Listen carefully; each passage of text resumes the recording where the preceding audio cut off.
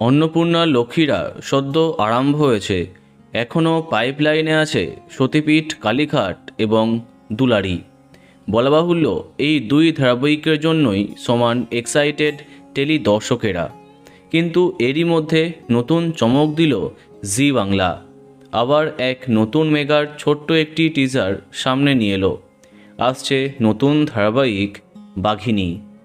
সুন্দরবন অঞ্চলে এক সংগ্রামী মেয়ের গল্প, যে বাঘের মতোই সাহসী।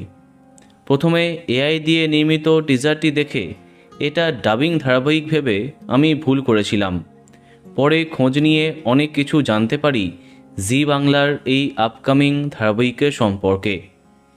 10 সিনেমার অধীনে আসছে জি বাংলার এই আসন্ন ধারাবাহিকটি।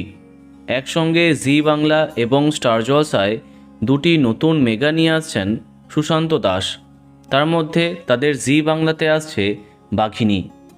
জানা যাচ্ছে দাসানি 2 স্টুডিওতেই সেট তৈরি হচ্ছে এই আপকামিং ধারাবাহিকের। তবে এখনও নায়ক বা নায়িকা কিছুই ঠিক হয়নি।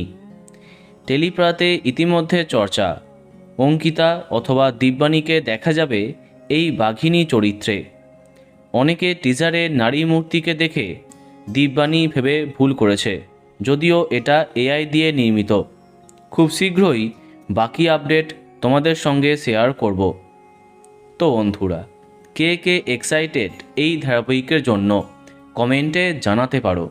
আর এই রকমই আরও অনেক ভিডিও পেতে সাবস্ক্রাইব কারেন্ট বস।